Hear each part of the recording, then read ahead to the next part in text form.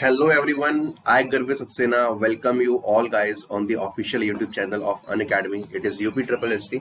तो हम लोगों ने एवरेज चैप्टर को पढ़ना स्टार्ट किया है। एवरेज का पार्ट नंबर 1 में आप लोग को ऑलरेडी कवर करवा चुका हूँ। सो अब हम बढ़ चुके हैं एवरेज के पार्ट नंबर 2 पर। इस तरीके से पार्ट नंबर 3 और पार्ट नंबर 4 भी आएगा आपका, ठीक है।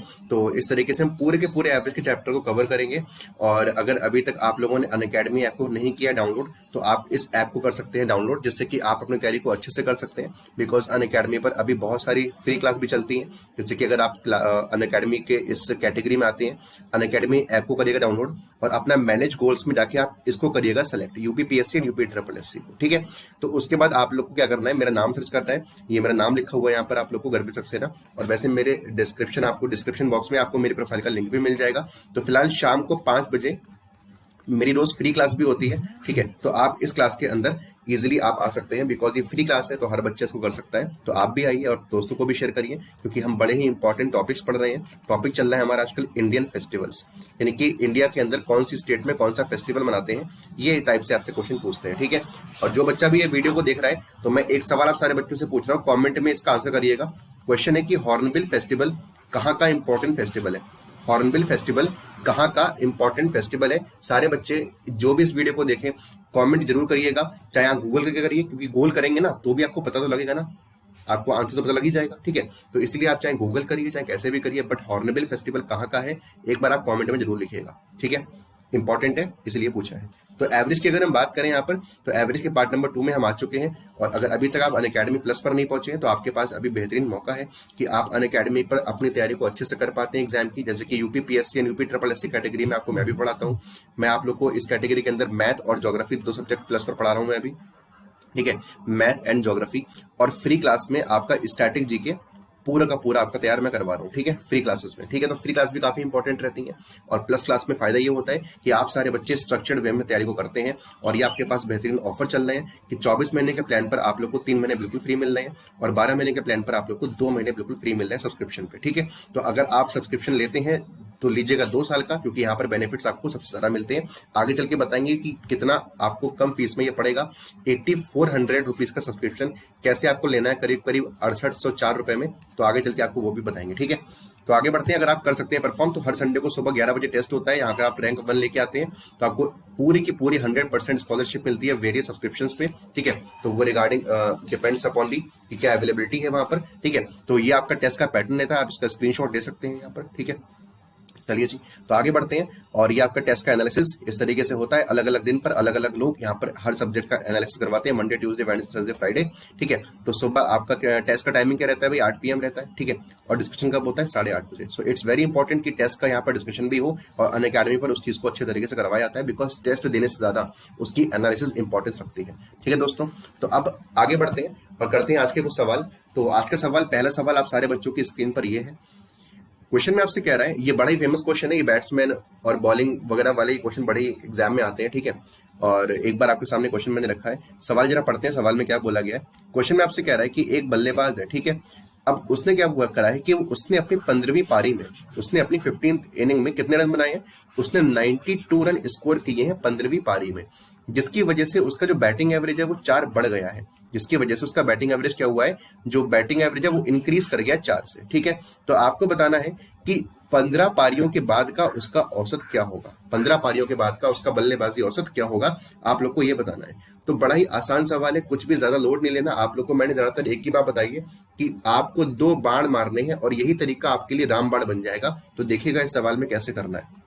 देखिए, 15वीं पारी में 92 रन बनाए हैं और 15वीं पारी के बाद का एवरेज पूछा है। तो क्या मैं ये कह सकता हूं कि 14 पारियों तक का अगर मैं एवरेज एक्स मान लूं तो कोई दिक्कत किसी को बिल्कुल नहीं होगी भाई। 14 पारी तक तो उसने खेल चुका था ना पहले ही, तो तब तक का मैंने एवरेज कितना मान लिया, एक्स मान लिया, ठीक है।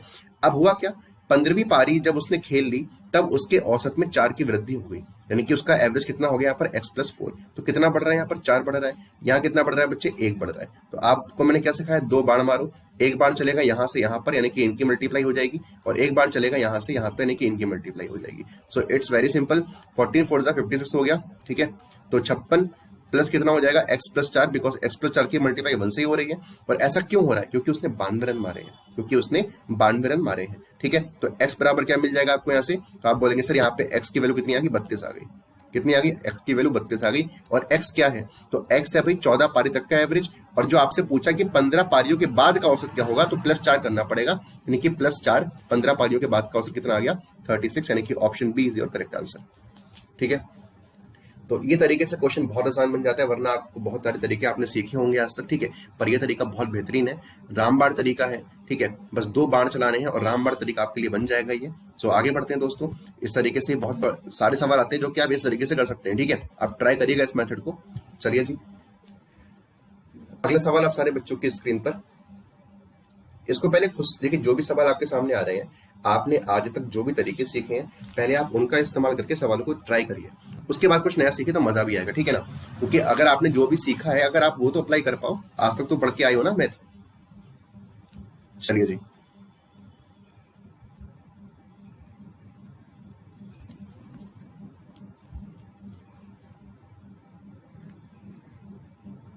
तो पढ़ते हैं सवाल को। सवाल में क्या बोला गया है, चलिए, सवाल में आपसे कह रहा है कि यहाँ पर अगर हम बात करें, किसकी बात करी गई है, 24 बच्चों की। तो 24 बच्चों की यहाँ पर जो एवरेज एज दे रखी है वो 15.5 वर्ष दे रखी है। कितनी दे रखी है दोस्तों, 15.5 वर्ष। सवाल में कह रहा है कि जो टीचर की एज है ना, वो 24 वर्ष ज्यादा है। समझना बात को बहुत ध्यान से। ठीक है, वो 24 वर्ष ज्यादा है than the average of all student and teacher. मतलब अगर हम सभी स्टूडेंट और टीचर को ऐड कर दें और फिर एवरेज निकालें, अगर हम सभी स्टूडेंट और टीचर को ऐड कर दें और फिर हम एवरेज निकालें, उसके बाद जो एवरेज आएगा ना, उससे 24 साल ज्यादा किसकी एज है, टीचर की एज है। उससे 24 साल ज्यादा किसकी एज है बच्चों, टीचर की एज है। तो आपको बताना है कि उस टीचर की, उस अध्यापक की आयु क्या थी, आपको ये सवाल के अंदर बताना है। बड़ा ही बढ़िया सवाल है, बहुत अच्छे तरीके से पूछा गया है। बिकॉज यहाँ पर प्रॉब्लम आपके लिए ये कर दी है कि स्टूडेंट प्लस टीचर के एवरेज से बोला गया कि 24 ईयर्स ज्यादा है। कोई दिक्कत वाली बात नहीं है। हमें क्या पता है, हमको ये पता है कि 24 छात्रों की जो औसत आयु है वो कितनी है, 15.5 वर्ष है। कितनी है अभी, 15.5 वर्ष। अब अगर टीचर को भी जोड़ दें तो जो एवरेज बन के आएगा, मैं मान रहा हूं कि x बन के आएगा। क्या बन के आएगा भाई, x बन के आएगा। मुझे नहीं पता क्योंकि अब अगर मैं आपसे पूछूं कि कितना इंक्रीज हो रहा है, तो आप बोलेंगे सर ये इंक्रीज हो रहा है यहाँ पर x माइनस 15.5। कितना बढ़ गया ये, x माइनस 15.5। यहाँ पर कितना इंक्रीज हो रहा है, यहाँ पर आप बोलेंगे सर यहाँ पर 1 इंक्रीज हो रहा है। कितना इंक्रीज हो गया बच्चों, यहाँ पर इंक्रीज हो गया 1 इंक्रीज आपका बन गया। ठीक, अब आपको मैंने क्या सिखाया, 2 बाण चलाने, रामबाण बनाना है। एक बाण ये चला, ये आ गया। ठीक है, एक बाण ये चला तो इससे मल्टीप्लाई हो गई। ठीक है, तो 24 की जब मल्टीप्लाई होगी, जरा मल्टीप्लाई करिएगा तो आपको क्या मिलेगा यहाँ पर, तो 24x। ठीक है, अब 15 की देखो 0.5 की मल्टीप्लाई तो 12 दे देगी मुझे। ठीक है, 15 इंटू 24 करना है, 15 चौके 60, 15 दूनी 30 और 36, 36 और 12 कितना बन जाएगा, 372। ठीक है, 372 आ गया। तो 372 ये बनकर आ गया। ठीक है, माइनस का है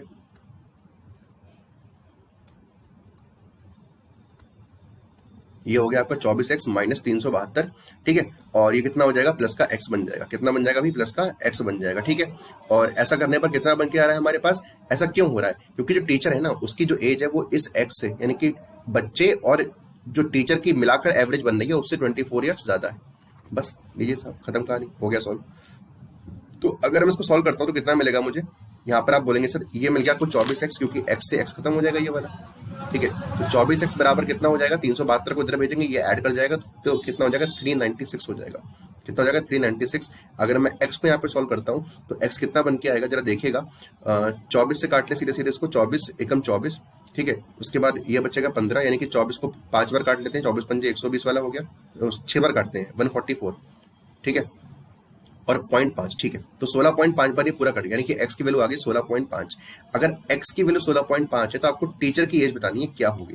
तो टीचर की एज कैसे निकालेंगे भाई, आपसे बोला गया है कि जो एवरेज है सबका मिलाकर, जो कि x आएगा, जो कि 16.5 आया है, इससे 24 साल ज्यादा है, तो 24 आप इसमें जोड़ दीजिए। कितना आंसर आ गया, 40.5, यानी कि ऑप्शन नंबर डी इस सवाल का सही उत्तर है। तो उम्मीद करता हूं कि आपको ये सवाल समझ में आया होगा। नहीं समझ में आया, आप फिर से वीडियो को देखिए। सवाल में कुछ नहीं करा, मैं एक बार फटाक से फिर से बता देता हूँ, जिससे कि आप समझ पाए इस चीज को कि कुछ नहीं करना। 24 बच्चों की जो एवरेज दे रखी थी वो दे रखी है 15.5, और 24 बच्चे और टीचर को मिलाकर जो एवरेज दे रखी है वो कितनी दे रखी है बच्चों, x मान ली मैंने। ठीक है, तो वो कितनी मान ली मैंने, x क्यों माना, क्योंकि यही मेरे काम आएगा, क्योंकि x से 24 साल ज्यादा टीचर की एज है। टीचर और बच्चे, अगर हम 24 बच्चे और एक टीचर को मिला लें तो टोटल जो एवरेज बन के आ रहा है उससे 24 साल ज्यादा टीचर की एज आ रही है। तो मैंने एवरेज एक्स मान लिया। तो एक्स से 24 साल ज्यादा टीचर की जा रही है, और अगर हम इसको जोड़ते हैं तो किसके बराबर आएगा ये जरा देखना। तो मैंने बोला कि 24 की मल्टीप्लाई इसमें होगी तो ये बनकर आ गया, और एक्स की मल्टीप्लाई 1 में होगी तो हमारे पास ये बनकर आ गया, काटा पीटी मचा ली। तो एक्स की वैल्यू कितनी आ गई 16.5। इसका मतलब एक्स क्या है, सभी टीचर सभी बच्चे और टीचर की मिलाकर जो एवरेज बन रही है ना एज, वो कितनी है एक्स है। और सवाल में कह रहा है कि टीचर की एज इस एवरेज से 24 ज्यादा है, यानी कि टीचर की एज कितनी आ गई 40.5। तो उम्मीद करता हूँ कि आपको ये सवाल समझ में आया होगा। बढ़िया क्वेश्चन है, एग्जाम में ऐसे क्वेश्चन खूब आते हैं, और एक ही तरीका आपको मैं सिखा रहा हूँ। देखो, हर सवाल के लिए अलग तरीका सीखना बिल्कुल भी सही चीज नहीं होती। आप कम से कम तरीके सीख कर अधिक से अधिक क्वेश्चन कर पाए, तब तो आप गणित पढ़ रहे हैं। मेरी बात समझना, अगर आप कम से कम तरीके सीखकर अधिक से अधिक क्वेश्चन कर पाए तब तो आप गणित सीख रहे हैं, अन्यथा फिर दिक्कत है। क्योंकि अगर आप हर सवाल के लिए अलग तरीका सीख रहे हैं तो एग्जाम में आप तरीकों में कंफ्यूज हो जाएंगे, सवाल तो बात की बात है। ऐसे तरीके सीख के क्या फायदा जो आपको एग्जाम में कंफ्यूज कर दे। तो एक तरीका सीखिए जो एग्जाम में आपको काफी ज्यादा हेल्पफुल रहने वाला है। ठीक है जी, आगे बढ़ते हैं अगले सवाल की ओर।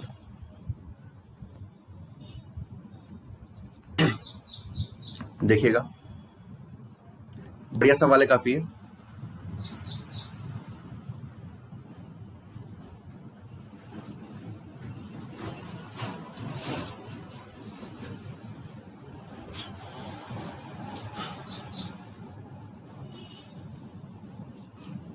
सवाल क्या कह रहा है देखते हैं। देखिए, सवाल में कह रहा है कि n संख्याओं का औसत a है। n संख्याएं दे रखी है, मुझे नहीं पता संख्या कितनी है, लेकिन औसत a है। बोला गया कि पहले नंबर को 2 से बढ़ाया गया, मतलब पहले नंबर में 2 ऐड कर दिया, दूसरे में हमने 4 ऐड कर दिया, तीसरे में हमने 8 ऐड कर दिया, एंड सो ऑन। मतलब कहानी इस तरीके से बढ़ती जा रही है। अगर आप देखो तो 2, 4, 8 ये क्या मिल रहा है, ये आपको 2 की क्या मिल रही है, सीरीज मिल रही है। क्या मिल रही है 2 की, ये आपको सीरीज मिल रही है। बात समझ में आ रही होगी। सवाल में कह रहा है कि आपको निकालना है what will be the average of new numbers. तो इस प्रकार प्राप्त नई संख्याओं का औसत क्या होगा ये हमको याद करना है। तो आइए दोस्तों निकालते हैं इसको। बहुत आसान तरीका है इसका, थोड़ा सा आपको दिमाग लगाना पड़ेगा इसमें, थोड़ी सी आपको मैथ्स की नॉलेज होनी चाहिए, तभी आप निकाल पाएंगे सवाल को, अन्यथा फंसेंगे आप इस सवाल में। देखिए, सबसे पहले मैं आपसे बात पूछूं कि जो हम जोड़ रहे हैं ना, जो एक्स्ट्रा हम ऐड कर रहे हैं वो एक्स्ट्रा क्या है। तो आप बोलेंगे सर पहली टर्म में 2 ऐड किया, दूसरी में हमने 4 ऐड किया। क्या मैं 4 का मतलब 2 की पावर 2 लिख लूं, ठीक है। अगले में 8 ऐड किया, मतलब 2 की पावर 3 हो गया। अगले में कितना ऐड होगा, 2 की पावर 5 ऐड होगा। और इस तरीके से कितनी बार जाएगा, ये n टर्म्स के लिए जाएगा। कितनी टर्म्स के लिए जाएगा बच्चों, ये n टर्म्स के लिए जाएगा, ठीक है। अब अगर आप देखो इस चीज को तो ये बन क्या रहा है, ये क्या बन रहा है। तो आप बोलेंगे सर ये बन रही है आपकी क्या, गुणोत्तर श्रेणी, यानी कि इसको हिंदी में अंग्रेजी में क्या बोलते हैं, ज्योमेट्रिक प्रोग्रेशन।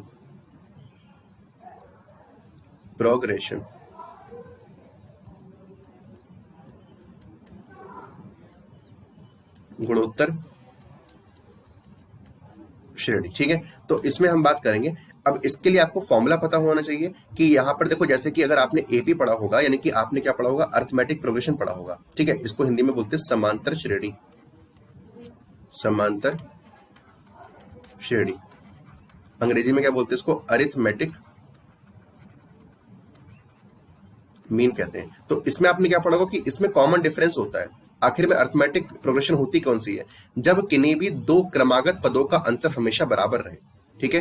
यानी कि जो डिफरेंस होता है, when difference of 2 consecutive terms remains constant, then it is known as the arithmetic progression. Arithmetic progression की हम यहाँ पर बात कर रहे हैं। बात समझ में आ गई, ठीक है। तो ये चीज मैं आपको समझा रहा था कि यहाँ पर अगर हमने अर्थमेटिक प्रोग्रेशन आपने पढ़ी होगी, अगर आप बात करें जीपी की, ठीक है, तो जीपी में बेसिकली क्या होता है कि जब भी 2 टर्म का रेशियो बराबर रहे, बात को समझिएगा, जब भी 2 टर्म का रेशियो बराबर रहेगा तब हम उसको क्या बोलेंगे, तब हम उसको बोलेंगे जीपी, ठीक है। बात समझ में आ गई। तो बेसिकली हम अभी ऐड नहीं कर रहे हैं, अभी हम केवल आप मान के चलो कि इतना इतना हमने पहली टर्म में, दूसरी टर्म में, तीसरी टर्म में ऐड किया, ठीक है। ये 2 की पावर 4 होगी, यहाँ पर 5 नहीं होगा। चलिए जी, तो आगे बात समझ में कि आखिर में जीपी होती क्या है। तो एपी क्या होती है कि जब 2 टर्म का अंतर बराबर रहे। जीपी क्या होती है कि जब 2 टर्म का क्या बराबर रहेगा, रेशियो। मतलब क्या है कि अगर आप दूसरे टर्म को पहले टर्म से डिवाइड करें तब आप बताओ कितना मिलेगा, आपको 2 ही मिलेगा। और अगर आप तीसरे टर्म को दूसरे से डिवाइड करेंगे तब भी आपको 2 ही मिलेगा। चौथे टर्म को तीसरे से करेंगे डिवाइड तब भी आपको 2 मिलेगा। बात समझ में आ रही है, मतलब रेशियो कॉमन रहेगा, ये 2/1 ही चलता रहेगा हमेशा। क्लियर होगी। तो रेशियो की अगर हम बात करें कि कॉमन रेशियो निकालते किस तरीके से, तो इसका आर का फॉर्मूला क्या होता है, कॉमन रेशियो को दिखाते हैं बच्चों आर से, ठीक है। ज्योमेट्रिक प्रोग्रेशन के अंदर हम बात कर रहे हैं इसमें, ठीक है। और इसमें हम आर से दिखाते हैं। तो आर बराबर क्या होता है, ये होता है बच्चों ए। मैंने आपको जैसा कि क्या बताया कि दूसरे टर्म को पिछले टर्म से करेंगे डिवाइड, ए n+1 और यहाँ पर क्या हो गया a n टर्म, ठीक है। तो यहाँ पर जो भी रेशियो निकल के आएगा ये आपका कॉमन रेशियो होगा और ये पूरी जीपी में बराबर रहता है, ठीक है। लेकिन अगर हम बात करें सम की, अगर मुझे जोड़ना हो कि मैं टोटल कितना ऐड कर रहा हूं, क्योंकि मुझे ये पता लगाना पड़ेगा ना कि मैंने कितना ऐड किया, क्योंकि पहले तो n नंबर का औसत a है, कोई दिक्कत ही नहीं है, इसमें कितना और जुड़ रहा है और वो कितना एवरेज ऐड हो रहा है हमें ये निकालना है। तो बेसिकली है कि अगर मैं सम निकालता हूं तो सम ऑफ एन टर्म्स, ठीक है, सम ऑफ एन टर्म्स क्या बनता है इसके अंदर, तो इसके अंदर ये फॉर्मूला बनता है ए आर की पावर n-1 अपॉन क्या बनेगा r-1, आप लोगों ने ये पढ़ा होगा, ठीक है। ये इसका फॉर्मूला होता है सम ऑफ एन टर्म के लिए। चलो अब इसको सॉल्व कर लेते हैं। अब यहाँ पर भी देखो दो केस होते हैं, फिलहाल अभी आप एक ही केस समझ के चलो। यहाँ पर ये दो केस होते हैं कि जब रेशियो जो होता है, जब आर होता है, जब वो 1 से बड़ा होता है तब क्या होता है, छोटा होता है तो क्या होता है। फिलहाल वो आपको आगे चल के पढ़ा देंगे, कोई दिक्कत नहीं है। अभी आप अपने मतलब का समझ लो कि आर जो है 1 से बड़ा होता है तब फॉर्मूला ये अप्लाई होता है, क्योंकि आर कितना आ रहा है, 2 आ रहा है, आर कितना आ रहा है, 2 आ रहा है, ठीक है। 2/1 बनेगा तो 2 बनेगा आखिर ये, ठीक है जी।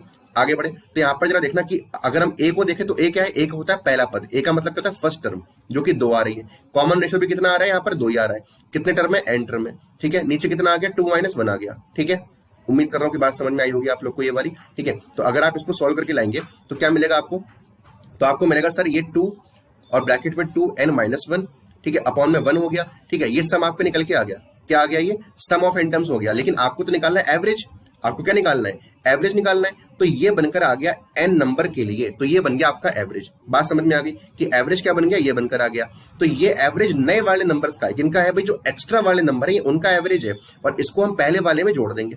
क्या करेंगे, इसको हम पहले वाले में ऐड कर देंगे। तो आप देखेंगे कि आपका जो ऑप्शन नंबर ए है वही सवाल का उत्तर बन जाएगा। तो उम्मीद कर रहा हूं कि सारे बच्चे बात को समझ पा रहे होंगे, a+2n-1 डिवाइडेड बाई n, और यही सवाल का एकदम सही उत्तर है। तो बढ़िया सवाल है काफी, और इसमें सवाल को सॉल्व करने के लिए आपको बेसिक जो जीपी की नॉलेज है वो रखनी पड़ेगी, तभी आप ऐसे क्वेश्चन को सॉल्व कर पाएंगे। और अगर अच्छा पेपर आएगा, कठिन पेपर आएगा, तभी इस तरीके के क्वेश्चन आपके सामने आएंगे, वरना ऐसा क्वेश्चन बहुत टफ होते हैं, इतनी आसानी से नहीं आते हैं, ठीक है। सीजीएल मेंस वगैरह में पूछा गया सवाल है, ये सीजीएल मेंस में पूछ चुके हैं, तो क्या पता आपके लिए भी पूछ ले जाए, है ना, क्योंकि यूपीएसआई का पेपर काफी समय के बाद हो रहा है ना, समझना बात को। यूपीएसआई का जो पेपर है वो काफी ज्यादा समय के बाद हो रहा है, तो ये बहुत चांस है कि पेपर आसान तो आएगा नहीं, तो पेपर अच्छा खासा आने वाला है। क्लियर हो रही है बात, ठीक है। तो फटाक से आप सारे बच्चे बताइए कि इतनी बात समझ में आ रही है, ठीक है। अच्छा, सेशन अगर आपको समझ में आ रहा है, अगर आपको सारी बातें क्लियर हो रही हैं, तो सारे बच्चे सेशन को लाइक कर देना। अगर आपको ऐसे ही और वीडियोस चाहिए, आपको किस टॉपिक को पढ़ना है आप बताइएगा, यूट्यूब पर किस टॉपिक पे हम बात करें, ठीक है। आप कमेंट में अपनी बिल्कुल जो भी आपकी राय है वो बिल्कुल लिखिएगा। और साथ में अगली बात ये कि आप इस अनअकैडमी के ऑफिशियल यूट्यूब चैनल को सब्सक्राइब कर लीजिए, जिससे कि आपको नोटिफिकेशन भी मिलती रहेंगी, जब भी वीडियो आएगी तो आपको नोटिफिकेशन वहां से मिल जाएगी, ठीक है। तो उम्मीद कर रहा हूँ कि आप सारे बच्चे समझ रहे होंगे, काफी इंपॉर्टेंट चीज है। आगे बढ़ते हैं, अगला सवाल लेते हैं। चलिए जी, बहुत बेहतरीन सवाल है ये आपका, ठीक है, बहुत बढ़िया सवाल है। और इस टाइप के क्वेश्चन तो बहुत आते हैं एग्जाम में, अगर नॉर्मल पेपर भी आ गए तब भी सवाल ये आपका बनेगा, आप मान के चलो, ठीक है। ये क्वेश्चन बड़ा ही इंपॉर्टेंट है और एग्जाम में आता है। एक बार सवाल पढ़िए, आप अपने आप से ट्राई करिए, ठीक है। वीडियो को रोक के आप अपने आप ट्राई करिए। तो चलिए, अगर आपने ट्राई कर लिया है तो बहुत अच्छी बात है, नहीं किया तो उससे भी अच्छी बात है। क्योंकि देखो मैं ये कहता हूँ कि अगर कोई बच्चा वीडियो को पहली बार देख रहा है, मेरा मतलब है कि एवरेज को पहली बार पढ़ रहा है, तो सबसे ज्यादा वीडियो से वही सीख रहा है ना, सबसे ज्यादा वीडियो से वही सीख रहा है। क्योंकि बाकी बच्चे मान के चलो कि जिनके पास 50% नॉलेज है, बाकी बच्चे जो 50% नॉलेज देके बैठे हैं वो तो केवल 85% सीख रहे हैं ना। लेकिन आप सारे बच्चे जो वीडियो को अगर पहली बार देख रहे हो, एवरेज को पहली बार पढ़ रहे हो इस तरीके से, यानी कि आप इस वीडियो से 100% सीख रहे हो। तो आपका जो कह लो कि जो आपकी नॉलेज पर यूनिट आर है, पर यूनिट टाइम है, वो सबसे ज्यादा ग्रैब कर रहे हो आप इस वीडियो से। तो इसीलिए मैं कह रहा हूं कि अगर आप समझ में आ रहा है आप लोग के, तो आप इस वीडियो को शेयर जरूर करिएगा, मैक्सिमम लोगों तक पहुंचाइएगा, ठीक है जी। चलें सवाल पढ़ लेते हैं। सवाल क्या कह रहा है, सवाल में कह रहा है दी एवरेज ऑफ 25 रिजल्ट, यानी कि 25 आपके पास कोई रिजल्ट है और उनका जो औसत है वो 18 है। कितना है एवरेज, 18 है, ठीक है। सवाल में कह रहा है कि पहले 12 टर्म का औसत, पहले 12 टर्म का जो औसत आ रहा है वो कितना आ रहा है, 14 आ रहा है, ठीक है। और आखिरी के मतलब जो बेसिकली आपका क्या है, एंड दैट ऑफ लास्ट 12, यानी कि जो आखिरी के 12 है उनका जो एवरेज आ रहा है वो कितना आ रहा है, 17 आ रहा है। उनका जो एवरेज आ रहा है वो कितना आ रहा है बच्चों, वो 17 आ रहा है। तो आपसे पूछेंगे कि 13वां नंबर क्या था, वो 13वां रिजल्ट क्या था, आप सारे बच्चों को ये बताना है, ठीक है जी। तो उम्मीद कर रहा हूं कि बात समझ रहे होंगे। तो कैसे करना है सवाल को पहले देखते हैं, सवाल समझना कि सवाल क्या कह रहा है। देखो आपसे बोलेगा कि टोटल आपके पास 25 संख्याएं हैं और 25 संख्याओं का जो औसत है वो कितना है, 18 है। कितना औसत आ रहा है बच्चों, 18 आ रहा है। और जबकि पहली 12 संख्याओं का औसत, फर्स्ट 12 संख्याओं का औसत कितना आ रहा है, तो ये आ रहा है 14। और जो लास्ट 12 संख्या, लास्ट कितनी 14 संख्याएं हैं, कितना एवरेज आ रहा है यहाँ पर, ये दे रखा है 17। ठीक है, एक बात सारे बच्चे मुझे बताओ कि अगर मैं पहली 12 और आखिरी 14 को जोड़ूंगा तो नंबर कितने बन जाएंगे? तो टोटल नंबर तो 26 बन जाएंगे, नहीं बन जाएंगे? कितने बन जाएंगे? 26 बन जाएंगे। पर नंबर तो हमारे पास 25 ही थे, तो 26 नंबर कहां से बने? तो आपको सोचने वाली बात है। अगर आप थोड़ा लिख के देखोगे, 25 संख्याओं को लिखोगे तो एक संख्या ऐसी है जो 13th नंबर है। ठीक है, आपने 25 संख्या लिखी, आगे से गिनी और पीछे से गिनी, लेकिन जो 13th नंबर होगा ना, ये आपका पहली 12 में भी पहली 12 में एलिमिनेट हो जाएगा। ठीक है, पहली 12 में ये क्या हो जाएगा? एलिमिनेट हो जाएगा। लेकिन जब हम आखिरी के 14 गिनेंगे तो बेसिकली क्या होगा? ये रिपीट हो रहा होगा, वहां पर क्या हो रहा होगा? ये साथ में इंक्लूड हो रहा होगा। तो जरा समझते हैं कैसे करेंगे इस सवाल को सॉल्व। बड़ा ही आसान तरीका है इस सवाल को सॉल्व करने के लिए, तो देखिएगा क्या होगा।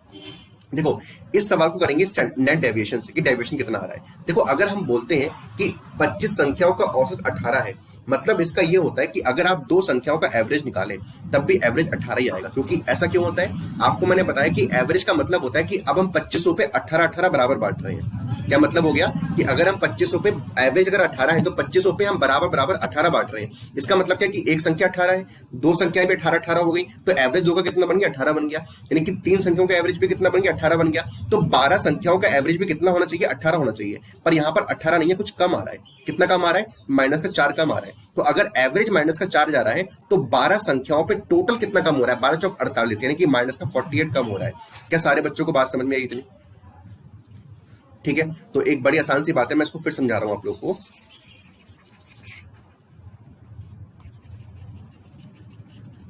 थोड़ा साफ साफ से लिख देता हूं, ठीक है, इसकी आप स्क्रीनशॉट लो तो सही आ जाए आपका। देखिए, सवाल में कह रहा है कि 25 संख्याओं का जो औसत है वो कितना? 18 है। पहली 12 संख्याओं का औसत कितना आ रहा है? 14 आ रहा है। और आखिरी 14 का कितना आ रहा है भाई? आखिरी 12 का। तभी कोई सवाल में गड़बड़ क्यों हो रही है? आखिरी 12 का औसत कितना आ रहा है? 17 आ रहा है। तो देखो, अगर आप 25 संख्याओं को लिखो तो पहली 12 लिखी और आखिरी 12 लिखी, तो 13वां नंबर तो ना पहले 12 में आएगा ना आखिरी 12 में आएगा। बात समझ में आ रही है? तो 13वीं संख्या होगी ना तो वो पहली 12 में आएगी और ना ही वो आखिरी 12 में आएगी। 13th नंबर वो बचा रह जाएगा, काउंट ही नहीं हो पाएगा। ठीक है, अब मैंने क्या समझाया कि अगर 25 संख्याओं का औसत 18 है, 25 संख्या को औसत अगर 18 आ रहा है तो इस बात का मतलब ये होगा कि 12 का एवरेज भी 18 आना चाहिए। पर यहाँ पर एवरेज कुछ कम आ रहा है। कितना कम आ रहा है? -4। तो -4 कम आ रहा है, लेकिन 12 पर कम आ रहा है। तो टोटल कितना कम हुआ? 48। कितना कम हुआ? 48। और यहाँ पर अगर देखते हैं कि 18 से ये कितना कम आ रहा है, तो -1। तो यहाँ पर कितने पर कम आ रहा है? 12 पर कम आ रहा है। तो माइनस का यहाँ पर कितना हो गया? ये माइनस का है। ठीक है, तो यहाँ पर -48 और यहाँ पर कितना हो गया आपका? -12। तो बेसिकली कितना हो रहा है? -60 जा रहा है। कितना जा रहा है बच्चों? -60 जा रहा है। बात समझ में आ गई? अब यहाँ पर आपको ये देखना है कि -60 गया, ठीक है, -60 गया और यहाँ पर ऑलरेडी एवरेज कितना था? 18 था। एवरेज कितना था? 18 था। यानी कि 18, अगर आपको -60 यहाँ पर डेविएशन 0 करना पड़ेगा ना, तो आपको 60 ऐड करना पड़ेगा। क्या करना पड़ेगा? 60 आपको ऐड करना पड़ेगा। तो यानी कि जो आपका एक नंबर काउंट नहीं हुआ ना, तो वही पूरा का पूरा डेविएशन बैलेंस कर रहा है। जो एक नंबर काउंट आपका नहीं हुआ है वही क्या कर रहा है? वो पूरा का पूरा इस -60 को बैलेंस करके प्लस के 60 को वही लेके जाएगा। यानी कि वो उसका जो सम है, जो आपका 13वां नंबर है, वो 60 ज्यादा है एवरेज से, तभी तो बराबर बांट पाएगा वो 60 को। बात समझ में आ रही है? क्योंकि -60 को बैलेंस करने के लिए पॉजिटिव 60 चाहिए। तो पॉजिटिव 60 कहां से चाहिए? 18 से ज्यादा होना चाहिए, तभी वो -60 जो डेविएशन आया है, ये भाई एवरेज से कमी आई है ना, कि एवरेज से टोटल सम इतना कम आया है। तो उस सम जो कम आया है, जो टोटल योग कम आया है, उस योग को बैलेंस करने के लिए प्लस का 60 करना पड़ेगा। तो उम्मीद कर रहा हूं कि बात समझ में आई होगी। बढ़िया सवाल है। नंबर्स पे और भी क्वेश्चन है, करते हैं।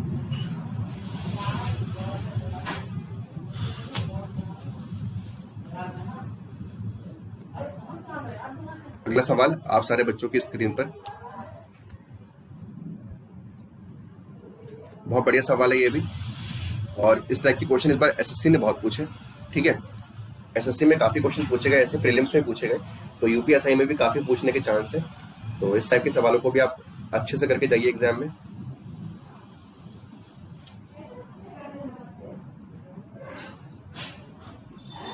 देखिए, सवाल में कह रहा है दी एवरेज ऑफ 8 नंबर। कितने नंबर का भैया? 8 संख्याओं का जो औसत है वो 20 है। 8 संख्याओं का जो एवरेज है वो कितना है? 20 है। ठीक है, कह रहा है if sum of the first 2 number is 31। पहली 2 संख्याओं का योग कितना आ रहा है? 31 आ रहा है। And the average of next 3 number, अगली तीन संख्याओं का एवरेज दे रखा है, पहली दो संख्याओं का सम दे रखा है, अगली तीन संख्याओं का एवरेज दे रखा है 21 सही 1/3। और कह रहा है कि 7th और 8th नंबर are more than 4 and 7/6 number. सातवीं और आठवीं संख्या छठी संख्या से, यानी कि जो 7वां नंबर है वो छठी संख्या से 4 ज्यादा है, और जो 7वां नंबर है वो छठी संख्या से 7 ज्यादा है। बात समझ में आ गई? सातवीं संख्या छठी संख्या से 4 ज्यादा है, आठवीं संख्या छठी संख्या से 7 ज्यादा है। तो आपको निकालना क्या है कि आठवीं संख्या क्या होगी। एक बार सवाल को खुद से जरूर ट्राई करिएगा और फिर आप इसके सॉल्यूशन को देखिएगा। ठीक है, first, second, third, fourth, 6th, 7th, 8th। तो टोटल इतनी बात करी गई है आप लोगों से, तो मैंने इतने नंबर यहां पर लिख लिए। ठीक है, अब देखते हैं कि सवाल में क्या कह रहा है। सवाल में आप लोगों से बेटा बोला गया है कि अगर हम देखें यहां पर कि पहला और दूसरे नंबर का जो सम है वो 31 है।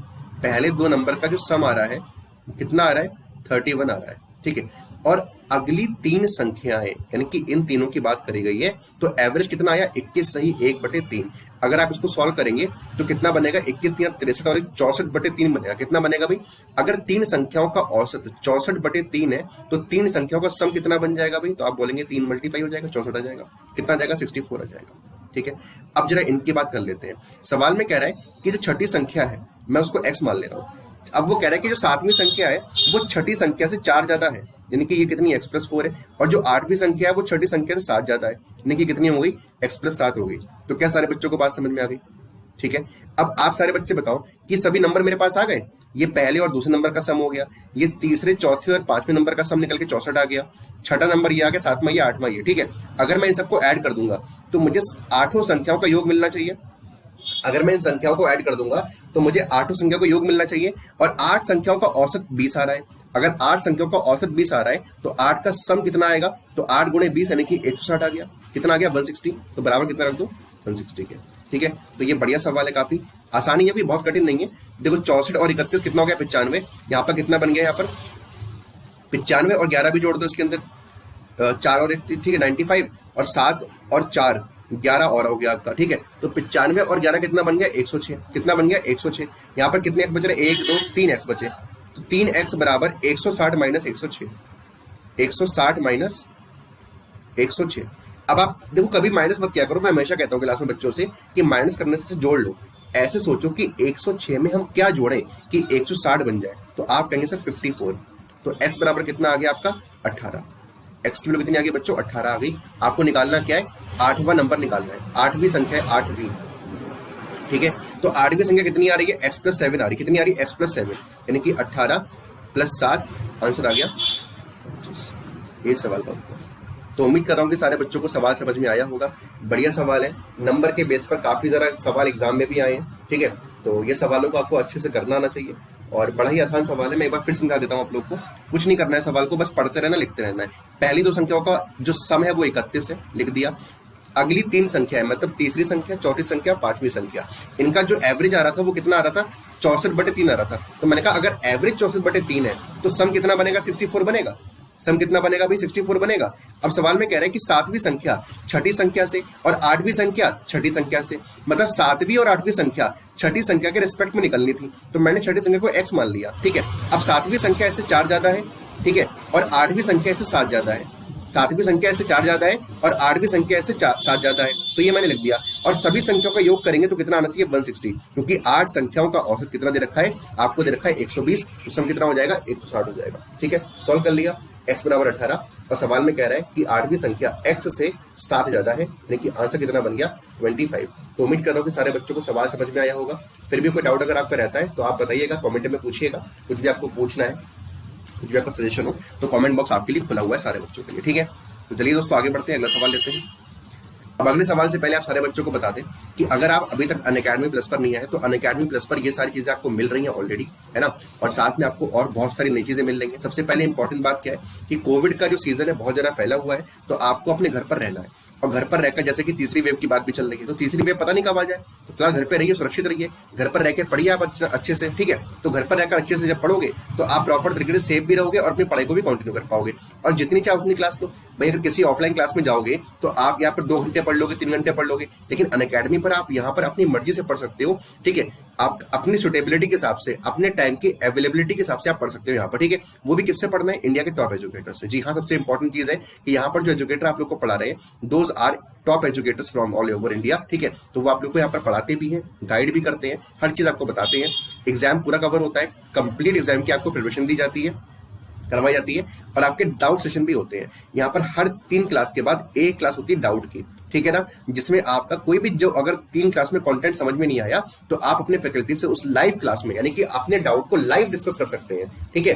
तो ये बड़ा इंपॉर्टेंट फीचर है। और आने वाले समय में आपको पता है कि अनअकैडमी ने अनाउंस कर दिया है कि स्टूडेंट अपने डाउट को बोल भी पाएंगे। जी हाँ, आप क्लास के अंदर बोल भी सकेंगे एजुकेटर की परमिशन के बाद, ठीक है। तो लाइव टेस्ट सीरीज, इसमें आप रैंक वगैरह देखोगे। देखो, टेस्ट देना बहुत इंपॉर्टेंट होता है। मैं बहुत जल्दी टेस्ट पर वीडियो भी लेकर आने वाला हूं कि टेस्ट कैसे देना होता है, कैसे उसकी एनालिसिस करनी होती है, ठीक है। अगर आपकी जो रैंक आ रही है उसका मतलब क्या है, हर बात आपसे मैं करूंगा उस वीडियो के अंदर। तो रैंक वगैरह देखेंगे आप, जिससे कि रैंक से आपको पता लगता है कि कितना आपको आता है। जो आप पढ़ रहे हैं वो एग्जाम में आपको बाकियों से आगे लेकर जा रहा है कि लेकर नहीं जा रहा है, ठीक है। स्टडी मटेरियल आप लोग को पूरा प्रोवाइड करवाते हैं, पीडीएफ फॉर्मेट में आपको अनअकैडमी पर सारी चीजों की पीडीएफ मिलती है। आपके होते हैं यहाँ पर आंसर राइटिंग के सेशन, यानी कि प्रॉपर तरीके से आपकी आंसर राइटिंग करवाई जाती है, और मेंटरशिप गाइडेंस तो प्रॉपर तरीके से प्रोवाइड करवाई जाती है, ठीक है जी। तो इस तरीके से अगर आप देखोगे तो यहाँ पर अनअकैडमी पर जो प्लस वाले बच्चे होते हैं, ठीक है, अनअकैडमी पर जो प्लस वाले बच्चे होते हैं तो उनके लिए प्रॉपर तरीके से यहाँ पर टेस्ट सीरीज भी बनाई गई है, ठीक है। तो आप यहाँ पर देखोगे तो ये आपका सैटरडे और संडे को टेस्ट आपके लगे हुए हैं, ठीक है। तो यहाँ पर देखो भाई, पूरा का पूरा आपके लिए तैयारी करवाई जा रही है हर तरीके से, टेस्ट के तरीके से। यहाँ पर आप देखोगे तो यूपी पीसीएस के लिए आपकी मेंस तक की टेस्ट सीरीज आपको यहीं पर इसी के अंदर प्रोवाइड करवाई जाती है, ठीक है ना। फ्री टेस्ट सीरीज है प्लस वाले बच्चों के लिए। ये टेस्ट सीरीज का आप पेमेंट करते हो अलग से, बात समझ में आ रही है। आपकी आंसर राइटिंग के लिए अलग से बैच बने हुए हैं अनअकैडमी पर। तो आंसर राइटिंग, मेंस की तैयारी, तो पीसीएस की भी पूरी तैयारी एग्जाम की करवाई जाती है अनअकैडमी पर। और पीसीएस के लिए आपको बता दूं कि वैसे तो आज, यानी कि आज जब ये वीडियो मैं रिकॉर्ड कर रहा हूँ तो ये तारीख है 25 जून। तो 25 जून को अनअकैडमी पर मेरा इंडियन ज्योग्राफी का नया कोर्स भी आ रहा है। इंडियन ज्योग्राफी का नया कोर्स भी आ रहा है। इसकी टाइमिंग रहेगी शाम को 8 बजे से 9 बजे तक, 8 PM to 9 PM तक, ठीक है। एक्चुअली क्या है कि यूपी ट्रिपल एससी का लोअर पीसीएस का एक एग्जाम होता है, तो लोअर पीसीएस का ही बैच यहाँ पर बन रहा है, उसी के अंदर आपको ज्योग्राफी में पढ़ा रहा हूँ, ठीक है। उसके बाद 26 जुलाई यानी कि अगला महीना यहाँ पर आप लोग के लिए कंप्लीट ज्योग्राफी का कोर्स आ रहा है, कंप्लीट ज्योग्राफी का। जी हाँ, एकदम पूरा ज्योग्राफी पढ़ेंगे। इसकी टाइमिंग रहेगी सुबह 11:30 बजे से, सुबह 11:30 बजे से 1 बजे तक, यानी कि रोज की 1.5 घंटा क्लास चलेगी, रोज की क्लास चलेगी 1.5 घंटा, ठीक है। तो 26 जुलाई से बच्चों ये वाला कोर्स भी आ रहा है, ठीक है। और आप ये जो कोर्स है आपका, ये है पीसीएस के लिए। तो आप इन सभी कोर्सेज को कर सकते हैं ज्वाइन। एक बार आप प्लस पे आओगे तो आप किसी भी कोर्स को जो चाहे करिए एनरोल। देखो आपके ऑप्शनल के बैचेस चल रहे हैं, यहाँ पर आप देखोगे तो यूपी पीएससी का जो आपका ऑप्शनल होता है उसके बैचेस आपके चल रहे हैं, ठीक है। अगर आप देखोगे तो लोअर पीसीएस का जो एग्जाम आपका होने वाला है तो उसके लिए अनअकैडमी पर 25 तारीख से यानी कि आज से ही एक बैच स्टार्ट हो रहा है। तो ज्योग्राफी आप लोग को इसके अंदर मैं ही पढ़ा, ठीक है। तो ज्योग्राफी आप लोग को यहाँ पर मैं पढ़ा के दूंगा, ठीक है। उसके बाद जो बच्चे तैयारी करते हैं 2022 के लिए पीसीएस के लिए, तो वो आराम से पूरा प्री कम मेंस का बैच कर सकते हैं ज्वाइन। 30 जून से नया बैच स्टार्ट होगा, तो आप कर पाएंगे इस बैच को एनरोल। तो फटाफट से प्लस में आइए, ठीक है। आपको बताएंगे आगे चल के कम फीस में किस तरीके से आपको प्लस सब्सक्रिप्शन लेना है, ठीक है ना। तो सारे बच्चों को कोई भी अगर डाउट रहता है प्लस के बारे में, कुछ पूछना है, कुछ समझ में नहीं आ रहा, कुछ क्वेरीज रह जाती हैं, कुछ डाउट रह रहा है, ठीक है, कैसे भी आपके मन में शंका हो तो अपने कमेंट सेक्शन में आप उस चीज को बताइएगा, उस चीज को रिजॉल्व करेंगे और आपका जो भी प्रॉब्लम होगी उसको करेंगे सॉल्व। तो बिल्कुल भी टेंशन मत लेना। आपके मन में जो भी डाउट आता है प्लस के रिगार्डिंग, कुछ इंक्वायरी चाहिए, कुछ भी चाहिए, तो आप कमेंट सेक्शन में अपनी बातों को जरूर रखिएगा, ठीक है दोस्तों। कंटिन्यू करते हैं, आगे चलते हैं, अगला सवाल करते हैं। तो ये सवाल भी कुछ नंबर्स पर आधारित ही है, ठीक है। और ये सवाल भी एसएससी सीजीएल प्रीलिम्स से लिया गया सवाल है। देखिए यूपीएससी ना कई टाइम से हुआ नहीं है, बात समझिएगा। यूपीएससी आपको पता है कि 3 साल बाद यूपीएससी का पेपर हो रहा है आपका, 3 साल के बाद, ठीक है। तो 3 साल के बाद जब पेपर हुआ है तो हमको लेवल तो उठाना पड़ेगा, हम लोग को भी तैयारी करनी पड़ेगी सीजीएल वगैरह के लेवल से, ठीक है। तभी हमारा यूपीएससी निकलेगा। क्योंकि अगर हम तैयारी को वही चीज करेंगे ना कि 2018 का पेपर हमने देख लिया, ठीक है, यूपीएससी का कैसा आया था, और वैसी ही तैयारी करी हमने, तो हम इस बार पक्का बहुत बड़ा धोखा खाने वाले हैं। क्योंकि पेपर तो अच्छा आएगा, पेपर जो आपका आएगा बेटा वो अच्छा आएगा, बिकॉज इस बार पेपर काफी समय के बाद हो रहा है।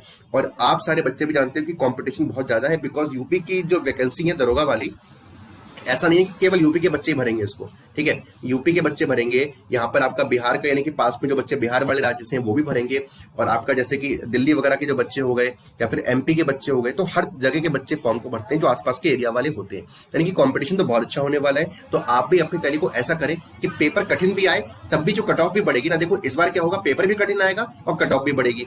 जिस बात से आप परेशान रहते हो कि सर पेपर भी कठिन आ रहा है, कट ऑफ भी बढ़ रही है, इसका मतलब तैयारी आपकी पूरी नहीं है, तैयारी में कमी आपकी है। तो उस तैयारी में जो कमी आ रही है तो उसको आप फटाक से निकालिए बाहर, उस कमी को अनअकैडमी प्लस पर आकर आप प्रॉपर तरीके से तैयारी कर सकते हैं। पैट आपका एग्जाम होने वाला है पैट का, तो पैट का बैच भी अनअकैडमी पर बना हुआ है, लोअर पीसी का बैच बना हुआ है, एसआई का बैच भी अलग से बना हुआ है। तो सारे बैचेस बने हुए हैं, बस आपको एनरोल करना है एक बार और आप सारे बैचेस एक ही बार में कर सकते हो, एक ही प्लान से सारे बैचेस। बहुत बड़ी चीज होती है, किसी भी ऑफलाइन कोचिंग में जाओगे तो हर चीज की अलग फीस दोगे। अगर आप एक चीज की 5,000 रुपए फीस भी दोगे ना, तो भी जोड़ लेना एक बार कि दरोगा की तैयारी करोगे फिर पैट की करोगे, तो सब मिला के कम से कम तुम्हारा बन जाएगा 20-30 हजार रुपए का। और अगर तुमने ऐड कर दिया पीसीएस को तो ये पैकेज बन जाएगा आपका 80-90 हजार रुपए का। और अनअकैडमी आपको 80-90 हजार छोड़िए, मात्र 7,000 रुपए में तैयारी करवाता है, वो भी वो एजुकेटर जो आप लोग को ऑफलाइन में मिलेंगे भी नहीं। बात समझ में आ रही है? तो इन सब चीजों को सोचिएगा, क्योंकि अच्छा मौका है। मैं इसलिए इस बात को बोल रहा हूँ बार बार आपसे कि आपके पास समय कम है और आपके पास मौका अच्छा है, क्योंकि वैकेंसी का मत देखो क्या चीज है कि इंडिया में अभी क्या है, यूपी के अंदर बेसिकली इलेक्शन होने वाले हैं, ठीक है। जब इलेक्शन होता है तो भर्तियां आती हैं, इलेक्शन होगा तो वैकेंसी आएंगी, तो आप उस मौके का फायदा उठाइए, आप उस मौके को बनाइए कि जो वैकेंसीज आई हैं इस बार आप उसमें नौकरी ले पाए, बिकॉज इलेक्शन फिर से 5 साल के बाद होगा, वरना। बात समझ में आ रही है? फिर कंप्लेन करते रह जाओगे, कुछ फायदा नहीं है। कंप्लेन से अच्छा है कि आज आपके पास जो बेहतरीन मौका है वैकेंसीज का, ये सब चीजों का, तो मात्र इतनी कम फीस में, ठीक है। अगर आपको ये फीस ज्यादा लगती तो इसकी आप बुला लीजिए ईएमआई इंस्टॉलमेंट। अनअकैडमी ने इतनी फैसिलिटी कर रखी है जो कहीं नहीं मिलने की आपको। इंस्टॉलमेंट बना लो, ठीक है, उसके बाद 500 रुपया महीना देते रहे ना, जो किसी भी ऑफलाइन कोचिंग की फीस से कम है। बच्चा बहाना देता है कि सर हमारे पास पैसे नहीं है, अरे 500 रुपया महीने के तुम नहीं दे सकते हो फीस, ठीक है। वो भी तब जब नौकरी लग सकती है। भाई तुमने 12th में कोचिंग पढ़ी होगी तब भी तुमने कम से कम 1,000 रुपए फीस दी होगी, एक कोचिंग की 400, 3 कोचिंग की 1,200 रुपए फीस, और 400 कोई लेता भी नहीं है। यूपी बोर्ड में 500 रुपए फीस चल रही है आज के टाइम पे, आ रही है ना बात समझ में?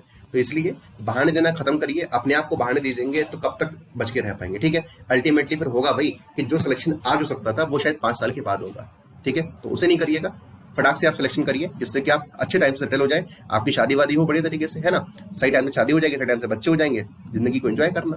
फिलहाल समझते हैं सवाल, ठीक है। द एवरेज ऑफ 12 नंबर्स, 12 संख्याओं का जो औसत है वो कितना है भाई? 58 है। कितना है बच्चों? 58 है, ठीक है। The average of first 5 number, यानी कि पहली 5 संख्याओं का जो एवरेज है वो कितना आ रहा है? 56 आ रहा है। पहली 5 संख्याओं का एवरेज कितना आ रहा है? 56 आ रहा है। And the average of next 4 number, अगली 4 संख्याओं का एवरेज कितना आ रहा है? 60 आ रहा है। अगली 4 संख्याओं का जो एवरेज आ रहा है वो कितना आ रहा है बच्चों? 60 आ रहा है, ठीक है। The 10th number is 4 more than the 11th number, 4 more than 11th number and 1 less than the 12th number. जो 10वीं संख्या है वो 11वीं संख्या से तो 4 ज्यादा है। जो 10वीं संख्या है वो 11वीं संख्या से 4 ज्यादा है, और 12वीं संख्या से 1 कम है। 12वीं संख्या से कितनी कम है? 1 लेस है, ठीक है। तो पूछ रहा है कि what is the average of 10th and 12th number. तो 10वीं और 12वीं संख्या के बीच औसत क्या होगा आपको ये निकालना है। तो आइए दोस्तों समझते हैं सवाल को। आसान सवाल है, मतलब आसान उतना नहीं है, अगर आप तरीका सही लगाएंगे तभी कर पाएंगे, वरना इसमें बहुत टाइम लग जाएगा। कर तो ले जाएंगे आप, लेकिन बात यह कि कम टाइम में करना है, एग्जाम में सारा गेम टाइम का है, ठीक है। तो चलिए देखते हैं इस चीज को क्या करना है। देखो सवाल में कह रहा है कि टोटल मिलाकर 12 संख्याएं हैं और एवरेज कितना है? 58 है। लिख लिया मैंने इसको, ठीक है। पहली 5 लिख लेते हैं इस चीज को भी। पहली 5 संख्याओं का एवरेज कितना आ रहा है? 56 आ रहा है। और वो कह रहा है कि नेक्स्ट 4 कितना एवरेज आ रहा है बच्चों? 60 आ रहा है। सब चीजों को लिख लिया करो पहले, सबसे पहले डेटा को लिखा करो, क्योंकि यहाँ पर डेटा लिखना, क्योंकि देखो अभी आप स्टार्टिंग में हो, अभी आपको डेटा लिखना पड़ेगा, लेकिन इतनी बार स्पीड टेस्ट दे लेना कि डेटा को लिखने की जरूरत ही ना पड़े, आप सवाल के अंदर ही चीजों को सॉल्व कर पाए। ऐसे ही स्पीड बनती है, स्पीड टेस्ट ही सबसे ज्यादा स्पीड बनती है आपकी, ठीक है। अब देखो भाई 10वीं 11वीं और 12वीं संख्या के विषय में कुछ बोला है इसने। 10वीं 11वीं और 12वीं संख्या के विषय में इसने कुछ बात करी है, तो उस बात को समझ लेते हैं। चलिए जी, तो सवाल में आपसे कह रहा है कि जो 10वीं संख्या है वो 4 ज्यादा है 11वीं संख्या से। तो 11वीं संख्या अगर x है तो 10वीं संख्या x + 4 है। सिंपल सी बात है भाई, 4 ज्यादा है किससे? 11वीं से। तो अगर मैंने बोला कि 11वीं संख्या में x मान लूं तो 10वीं कितनी हो जाएगी? x + 4 हो जाएगी। बड़ी सिंपल सी यहाँ पर बात है। अगली बात क्या बोली है? And 1 less than the 12th number. और ये तो 10वीं संख्या है, ये 12वीं संख्या से कितनी कम है? 1 कम है। तो 12वीं संख्या कितनी होनी चाहिए, x+5 होनी चाहिए। तभी तो हम बोलेंगे कि x+5 से एक कम x+4 यानी कि 10वीं संख्या हमको मिल जाएगी। तो इस प्रकार से हमारे पास सारी संख्याएं आ गई। यहाँ पर हमने 12 संख्याओं का पूरा लेखा जोखा निकाल लिया। अब क्या करेंगे, वही चीज नेट डेविएशन। तो देखते हैं कि नेट डेविएशन कितना आ रहा है हमारे पास। ठीक है, देखो 58 संख्याओं का 12 का औसत 58 आ रहा है। तो ये 58 से कितना ज्यादा आ रहा है, ये कम आ रहा है। 58 से 2 कम है, तो 2 कम है एवरेज। तो बताओ 5 पर टोटल सम कितना कम होगा, 10 कम होगा। यहां पर देखना, ये 58 से 2 ज्यादा आ रहा है। 58 से 2 ज्यादा आ रहा है, 4 पर कितना ज्यादा होगा भैया, 8 ज्यादा होगा। तो अल्टीमेटली क्या निकल के गया, -2। यानी कि जो यहाँ पर डेविएशन आया वो -2 का आया। तो -2 का जो डेविएशन आया, इसको बैलेंस कहां करोगे, इसको बैलेंस तो इस 10वीं 11वीं और 12वीं संख्या में करोगे ना। इसको बैलेंस कहां करोगे, 10वीं 11वीं और 12वीं संख्याओं के एवरेज में ही करोगे ना। ठीक है जी, चलिए अब आपको मैंने एक बात बताई थी कि अगर 12 संख्याओं का औसत 58 है तो कायदे में 2 संख्याओं का औसत भी 58 होता है, 3 का औसत भी 58 होता है, 4 का भी 58 होता है। मतलब हर बार औसत 58 आना चाहिए। तो अगर मैं आपसे पूछूं कि इन 3 संख्याओं की बात करें, 10वीं 11वीं और 12वीं संख्या की, तो देखो इसका अगर मैं एवरेज निकालूंगा तो कैसे निकालूंगा, x+4 plus x plus x+5 upon कितनी संख्या है, 3, यानी कि पदों का योग बटे पदों की संख्या। और ये कितना आना चाहिए भाई, 58 आना चाहिए। कितना आना चाहिए, 58। क्या सारे बच्चे बात सेटिस्फाई है, क्योंकि मैंने आपको समझाया कि इन 3 के लिए भी एवरेज 58 ही रहेगा। इन 3 के लिए भी एवरेज कितना रहेगा, 58 ही रहेगा। ठीक है जी, इतनी बात समझ में आ गई होगी आप लोग के। तो मैंने बोला कि अगर एवरेज 58 रहेगा तो सम कितना हो जाएगा, तो आप बोलेंगे 58 × 3 हो जाएगा। ठीक है, लेकिन -2 का डेविएशन है, इसको बैलेंस भी करना है। तो मैंने इसको यहाँ पर +2 कर दिया। देखो प्लस का 2 यहाँ पर आ गया, माइनस का यहाँ पर था, तो अब यहाँ पर 0 बन जाएगा। यानी कि अब एवरेज हमेशा 58 बनकर आएगा। पूरा का पूरा 58 एवरेज मेंटेन आपका हो जाएगा। सॉल्व कर लीजिए सवाल, अब खत्म हो गया सवाल। ठीक है, 3x आ गए। ठीक है, यहाँ पर 9 आ गया और 3 × 8 = 24, 5 × 10 और 2 12, यानी कि 124 और 126 आ गया। कितना आ गया, 156 आ गया। और 156 में ये जाकर कितना ऐड हो जाएगा, सॉरी 156, 3 × 8 = 24, 3 × 5 = 15 और 2 17, कितना हो गया, 175 हो गया। ठीक है, माइनस का यहाँ पर कितना होगा, 9 होगा। तो कितना बनेगा आपका, बेसिकली ये बन के आएगा आपका 167। कितना बन के आएगा, 167 बन के आएगा आपका। ये बात समझ में आ रही है। एक बार देख लेते हैं इसको, 3x बराबर लिख लेते हैं इसको। कितना हो जाएगा, 3 × 8 = 24, 3 × 5 = 15 और 2 17 प्लस 2 यानी कि 176, और माइनस का यहाँ पर 5 और 4 9 हो गया यहाँ पर। ठीक है ना, तो कितना हो जाएगा, 3x बराबर कितना हो गया, 76 और 9 यानी कि 167 आ गया। कितना आ गया, 167। ठीक है जी, तो x की वैल्यू आ गई 167/3 आ गई। कितनी आ गई x की वैल्यू, 167/3 आ गई। तो x की वैल्यू इतनी आ गई, तो आपको निकालना क्या है, what is the average of 10th and 12th number. 10वीं और 12वीं संख्या का एवरेज निकालना है, यानी कि इसका और इसका। यानी कि 10वीं संख्या तो आ गई, 12वीं और निकाल लो। ठीक है, 10वीं ये आ गई, सॉरी 10वीं ये। ठीक है, और 12वीं ये। ठीक है, तो x+4 यानी कि 167/3 + 4, ये क्या हो गया बच्चों, ये हो गया आपका 10th नंबर। और 12वां नंबर कितना है, 167/3 प्लस कितना हो जाएगा हमारे पास, यहाँ पर प्लस हो जाएगा हमारे पास 5। ये हो गया दोनों संख्याएं। एवरेज निकालना तो प्लस कर दिया और यहाँ पर 2 कर देंगे। पदों का योग बटे पदों की संख्या, यही हमें क्या देगा बच्चों, औसत देगा। यही क्या देगा, हमें औसत देगा। ठीक है, तो 5 और 4 को अलग से जोड़ लेंगे, 9 हो जाएगा। ये 167 प्लस 167 जोड़ेंगे तो कितना बनकर आएगा हमारा, 7 7 14, 6 6 12 और 1 13, 2 और 1 3 और 3 बन गया हमारे पास इतना। ठीक है, अपॉन में कितना है, 3 है प्लस 5 है, तो बेसिकली 15 लिख देता हूं मैं यहाँ पर इसको। ये आपका 15 हो गया, 15 जुड़ जाएगा और 3 नीचे चला जाएगा, 6 बन जाएगा।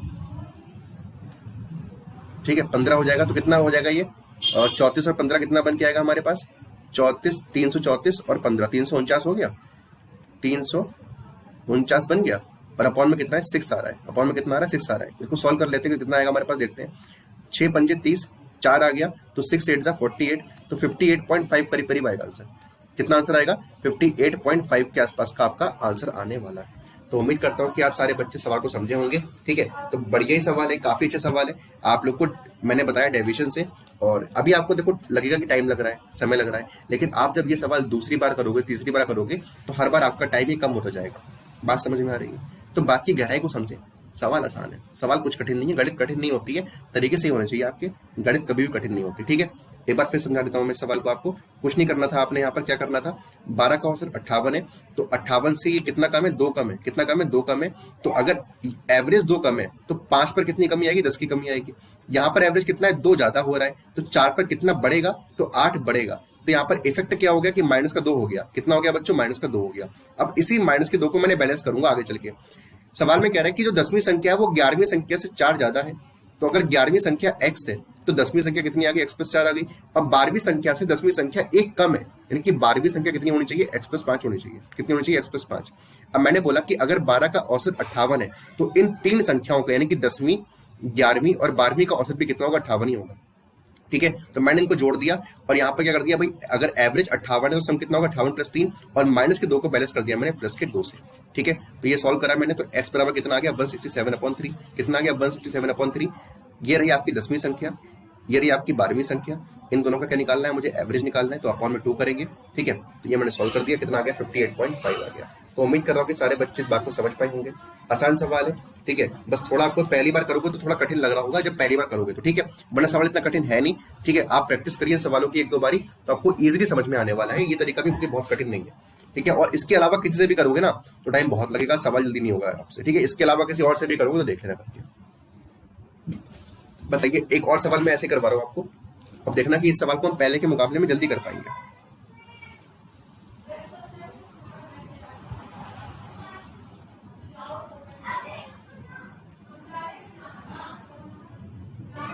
बताइए जी।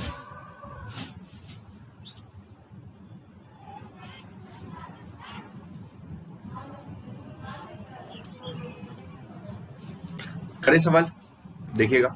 सवाल में आपसे कह रहा है कि 11 संख्याओं का औसत, 11 संख्याओं का औसत कितना है, 68 है। पहली 4 संख्याएं कितनी है भाई, पहली 4 संख्याओं का जो औसत है वो कितना है, 78 है। ठीक है, and the average of next, और अगली 4 संख्याओं की अगर हम बात करेंगे तो एवरेज कितना बनेगा, 63 बनेगा। कितना बनेगा, 63। सवाल में कह रहा है कि the 9th number is 2 times the 11th number and the 10th number is 4 less than the 11th number. यानी कि 11वीं संख्या के रिस्पेक्ट में 9वां और 10वां नंबर बताया गया है। 11वीं संख्या के रिस्पेक्ट में 9वां और 10वां संख्या बताई गई, यानी कि 11वीं संख्या को हम x मान लेंगे, हम 11वें को x मान लेंगे। बात समझ में आ रही है। अच्छे, सारे बच्चों की बात बताऊं, जैसे बहुत सारे बच्चे कहते सर आपने तो x मान के बताया, सर इसकी शॉर्ट ट्रिक बताइए तो बेसिक हो गया। भैया बेसिक का मतलब ये नहीं होता कि आप x मान के सवाल करें, नहीं, बिल्कुल नहीं होता। बेसिक का मतलब ये होता है कि आप सवाल को उसकी डेफिनेशन के आधार पे करें, और हम सवालों की डेफिनेशन के आधार पे नहीं कर रहे हैं, हम सवाल कर रहे हैं स्टैंडर्ड डेविएशन से। हालांकि ये भी डेफिनेशन ही बेस्ड होता है, लेकिन हम प्योरली डेफिनेशन बेस्ड क्वेश्चन को नहीं लगा रहे हैं। बात समझ में आ रही है इतनी? ठीक है, प्योरली कर रहे होते तो कैसे करते कि 11 इंटू 68 करते, 4 इंटू 78 करते, है ना, माइनस कर रहे होते, तो वो सब नहीं कर रहे हैं हम। ठीक है, हम क्या कर रहे हैं, नेट डेविएशन निकाल के सवाल को खत्म कर दे रहे हैं। तो इसलिए ये चीजें आपकी बेसिक नहीं है, यही आपका शॉर्ट तरीका होता है इसके लिए। वरना आप करके देखिएगा सवाल को, आपसे पूछा कि 9वीं और 11वीं संख्या का औसत क्या होगा, find the average of 9th and 11th। सवाल करिए अपने आप से एक बार, तरीका आपको मैंने बताया पहले भी।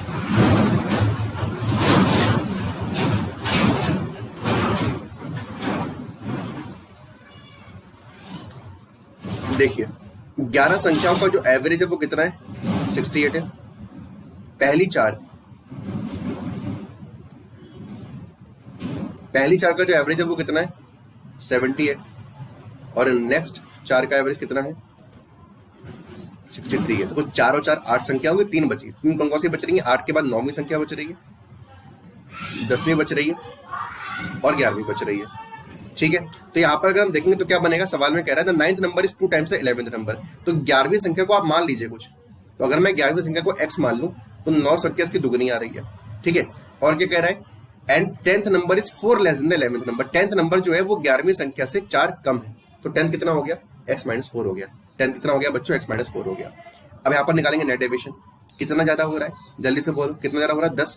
यानी कि यहाँ पर क्या करेंगे, अगर एवरेज 10 ज्यादा है तो यहाँ पर 4 पर कितना ज्यादा बनेगा, 40। 68 से 63 कितना कम हो रहा है, 5 कम है। तो अगर एवरेज 5 कम हो रहा है तो 4 पर कितना बनेगा हमारे पास, 20 बनेगा। कितना हो जाएगा, माइनस का 20। तो अल्टीमेटली क्या हो गया, प्लस का 20 आ गया। अब हम प्लस के 20 को बैलेंस करेंगे। ठीक है, देखना कैसे। अगर मैं आपसे पूछूं कि 9वीं 10वीं और 11वीं संख्या का एवरेज कितना होगा, 9वीं 10वीं और 11वीं संख्या का एवरेज कितना होगा, तो आप बोलेंगे सर ये भी 68 आना चाहिए, लेकिन यहाँ पर इसको बैलेंस करना पड़ेगा तभी बनेगा 68।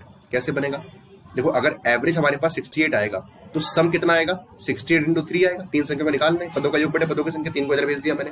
और जो प्लस का 20 आया है यहाँ करना पड़ेगा माइनस का 20। नहीं, बैलेंस करना है, मैंने आपसे बोला ना बस बैलेंस कर लो, सवाल में कुछ नहीं बचेगा फिर। ठीक है, तो यहाँ पर देखो भी कितना बचेगा, तो हमारे पास 2x plus x plus x, यानी कि कितना आ गया, 2 और 2 4x आ गए। कितने आ गए बच्चों, 4x आ गए। अब यहाँ पर देखो कितना बराबर आ गया तुम्हारे पास। ठीक है, 3 8 24, 3 6 18, यानी कि 184 माइनस 20 कितना आ गया, 164 आ गया। कितना आ गया, 164 आ गया तुम्हारे पास। और अगर हम इसको आगे जाके सॉल्व करेंगे तो कितना बन के आएगा हमारे पास, एक मिनट देख लेते हैं, 3 8 24, 4 हाथ से लगे 2, 3 से 18, सॉरी 204 माइनस 20, 184 ऐसे बनना है। और आप यहाँ पर 4 को और भेजोगे तो 188 आ गया। कितना आ गया, 188। तो x बराबर कितना निकल के आएगा यहाँ पर, तो आप इसको काट लो, 4 चौक 16, 4 सत्ते 28, x की वैल्यू आ गई 47। x की वैल्यू कितनी आ गई बच्चों, 47 आ गई। अब करते हैं इसको आगे सॉल्व। तो अगर x 47 के बराबर हमने निकाल दिया तो हमें करना क्या है, हमको निकालना है कि 9वीं और 11वीं संख्या का एवरेज क्या होगा। तो 9th नंबर क्या है हमारे पास, 2x है, यानी कि 9th नंबर कितना आ गया हमारे पास, 47 दूनी 94 आ गया। ठीक है, और ये कौन सा 11th नंबर कितना है, 47 है। तो इसका हमें एवरेज निकालना है, तो अपॉन 2 कर देना है बस, ये हमारे सवाल का उत्तर बनेगा। सॉल्व कर लेते हैं इसको। 7 4 11 का एक हासिल लगा, 1 4 9 13 और 1 14, यानी कि 141 अपॉन 2, यानी कि आंसर कितना बन गया, 70.5। कितना बन गया आंसर, 70.5, और ये सवाल का सही उत्तर है। तो उम्मीद कर रहा हूँ कि सारे बच्चे इन बातों को समझ रहे हैं। बहुत आसान तरीका है। तो देखो मैंने आपसे कहा था ना कि पहले के मुकाबले अब समय कम लगेगा, और ऐसे ही जितनी बार सवाल करोगे, ऐसे सवाल जैसे कि मैंने 2 सवाल करवा दिए, आप ऐसे सवाल और करिएगा तो आपका समय और कम हो जाएगा हल्के हल्के। ठीक है ना, तो बस प्रैक्टिस की बात है। तरीका कितना भी लंबा हो, अगर आप प्रैक्टिस करेंगे तो इसको मैक्सिमम 30 सेकंड में कर पाएंगे, मैक्सिमम 30 से 40 सेकंड में। और अगर इस लेवल का क्वेश्चन आप 30 to 40 सेकंड में कर पा रहे हैं, मतलब आपने मैथ पे कमांड अच्छी कर ली है। फिलहाल आगे बढ़ते हैं, अगला सवाल देखते हैं। ये सवाल बड़ा फेमस क्वेश्चन है, मैथ्स वाला। ठीक है, इसीलिए मैंने सवाल करवाया। ठीक है, बड़ा फेमस क्वेश्चन है ये।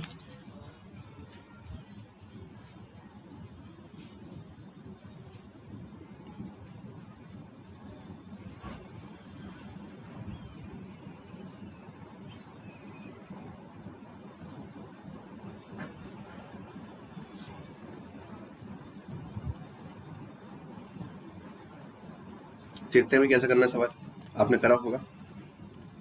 देखिए 70 स्टूडेंट का जो एवरेज है, जो एक हॉस्टल में 70 बच्चे हैं, एक हॉस्टल में 70 बच्चे हैं, 14 बच्चे बढ़ गए, 14 बच्चे नए आ गए। ठीक है, जिसकी वजह से क्या हुआ, जो टोटल खर्चा था वो आपका 84 रुपीज बढ़ गया। कितना बढ़ गया, 84 रुपीज बढ़ गया। बट द एवरेज है वो 2 से कम हो गया। एवरेज क्या हो गया, 2 से कम हो गया। तो आपको बताना है कि हॉस्टल का स्टार्टिंग में खर्चा था क्या। देखो बेसिकली ये होता है कि यहाँ पर जो टोटल खर्चा है ना, ये बेसिकली क्या है, पर डे का खर्चा आ रहा है। क्या आ रहा है, पर डे का आपका खर्चा कितना आ रहा है, यानी कि टोटल खर्चे में 84 की वृद्धि हुई है। ठीक है, लेकिन जो एवरेज आएगा पूरे महीने का एवरेज, पूरे महीने का औसत आएगा, उसमें 2 की कमी आई है, उसमें बेटा 2 की कमी आई है। तो करते हैं क्वेश्चन को सॉल्व, देखते हैं कैसे करना है सवाल को सॉल्व। बड़ा आसान सवाल है ये भी। ठीक है, इसे कैसे करेंगे, वैसे वाले तरीके से। रामबाण 70 का जो आपका यहाँ पर खर्चा है वो मैं मान ले रहा हूँ कि x है, एवरेज कितना है, x है। जब नए बच्चे आ गए 14, तो बच्चे कितने हो गए, 84। तो ऐसी कंडीशन में जो एवरेज है वो 2 कम हो गया, तो यहाँ पर 2 की कमी हो रही है, यहाँ पर 14 बच्चे बढ़ रहे हैं। कितने बढ़ रहे हैं, 14 बच्चे यहाँ पर इंक्रीज हो रहे हैं। ठीक है, तो यहाँ पर आप क्या करेंगे, 2 बाण चलाएंगे, एक बाण चला यहाँ पर, ठीक है, और एक बाण चला यहाँ पर, और तरीका बन गया अपना रामबाण।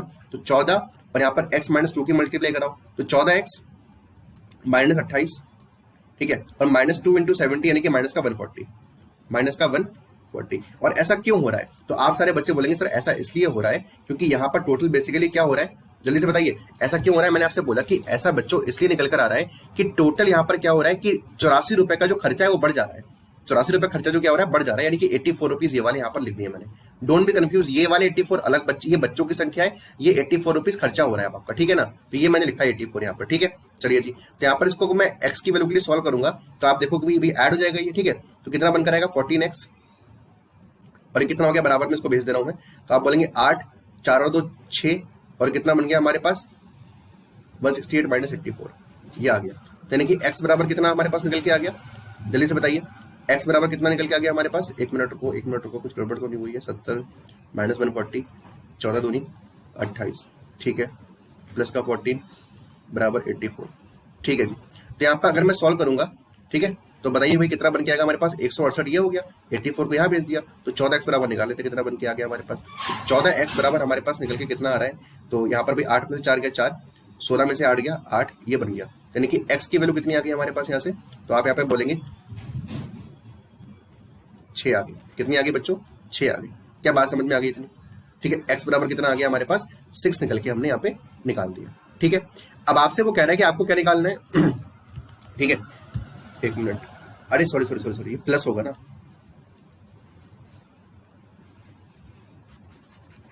ये प्लस होगा भाई।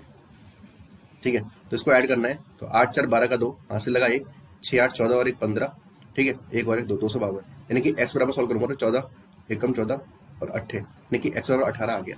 एक्चुअल 18 आ गई तो आपको निकालना क्या है कि मैथ्स का इनिशियल में खर्चा कितना हो रहा था। तो अगर एवरेज 18 है तो 18 का खर्चा जो हो रहा है वो 70 बच्चों को हो रहा था स्टार्टिंग। कितने बच्चे थे स्टार्टिंग में? 70।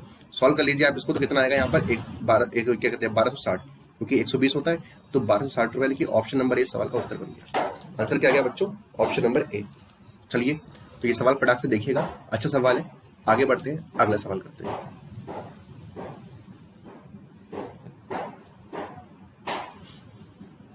चलिए सवाल मैं आपको होमवर्क में दे रहा हूं, ठीक है। आप बताइएगा इसका आंसर क्या होगा, ठीक है। आप सारे बच्चे बताइएगा इसका आंसर क्या होगा, और आपके पास कमेंट सेक्शन खुला रहेगा इसका आंसर करने के लिए, और मैं आपको अगला सवाल करवा रहा हूं, ठीक है। चलिए सवाल में कह रहा है what is the average of all number between 100 and 200 which are divisible by 13। यानी कि 100 और 200 के बीच 13 से विभाज्य सभी संख्याओं का एवरेज निकालना है। 100 और 200 के बीच 13 से विभाज्य सभी संख्याओं का औसत निकालना है। बताइए इसका उत्तर क्या होगा। वो सवाल करिएगा जरूर होमवर्क में जो दिया है मैंने, ठीक है। थोड़ा दिमाग लगेगा आपका, लेकिन बढ़िया क्वेश्चन है, ठीक है।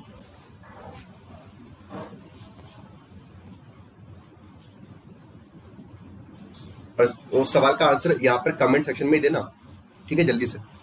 चलो देखो भाई, अगर मैं आपसे पूछूं कि 100 और 200 के बीच में आपको निकालना है कि 13 से डिवाइड होने वाली सभी नंबर का एवरेज, तो एवरेज बराबर क्या होता है? Sum of terms upon number of terms, पदों का योग बटे पदों की संख्या।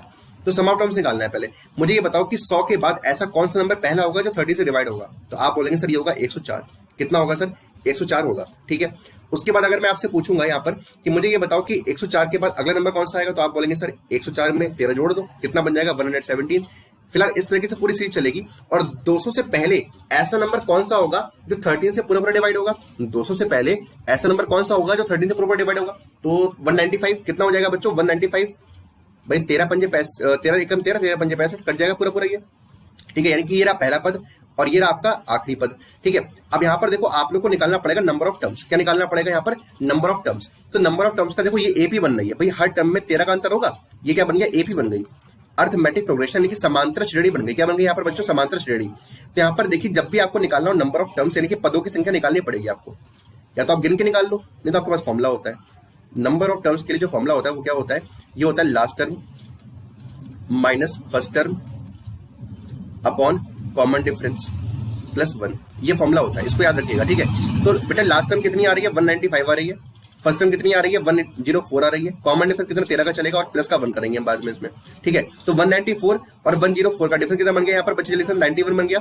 91 अपॉन 13 7 बन गया। तो 7 प्लस 1 कितना बन गया? 8 बनकर आ गया। यानी कि टोटल 8 टर्म होंगी। कितनी टर्म होंगी बच्चों? n बराबर कितना आ गया हमारे पास? 8 आ गया। तो n की वैल्यू निकाल दी हमने, 8 आ गई, ठीक है। अब क्या निकालना है? सम निकालना है, क्योंकि sum of terms upon number of terms हो गया, क्योंकि अपॉन तो 8 हो जाएगा, ठीक है। सम और निकालना है, तो सम की अगर हम बात करें तो सम ऑफ 8 टर्म्स निकालना है हमें। तो यह क्या सम क्या होता है? a plus n minus 1d होता है। ये क्या होता है आपका? ये आपका होता है सम के लिए फॉर्मूला होता है n upon 2a plus n minus 1d होता है। n upon 2a plus n minus 1d आपका ये फॉर्मूला आपको यहाँ पर लगा देना है।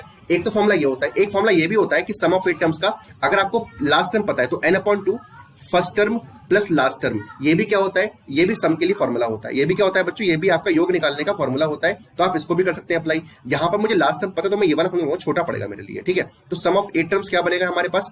n हो गई 8, तो 8 बटे 2 कितना हो गया हमारे पास? ये लिख दे रहा हूं पहले मैं आपके लिए समझने के लिए। प्लस कितना हो जाएगा हमारे पास लास्ट में? यानी कि 195। कितना हो गया? 4।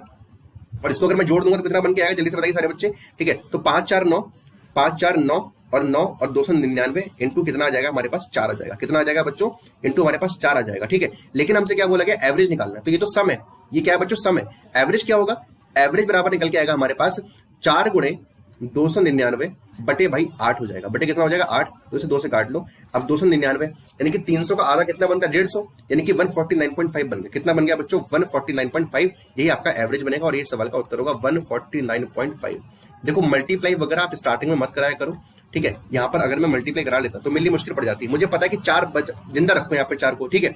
आगे चल के नीचे 8 आएगा वो काट देगा, और 2 से डिवाइड लगाना बहुत ईजी होता है। 2 से डिवाइड लगाना बहुत ईजी होता है, ठीक है। तो आंसर क्या बन गया? ऑप्शन नंबर डी, यानी कि 149.5। तो उम्मीद कर रहा हूँ कि सारे बच्चों को ये वाला तरीका समझ में आया होगा। आसान तरीका है, आसान सवाल है ये वाला, ठीक है। तो सारे बच्चे इस तरीके से क्वेश्चन को करिएगा। इस सवाल का उत्तर आपको कमेंट बॉक्स में करना है, होमवर्क है आपका ये, ठीक है।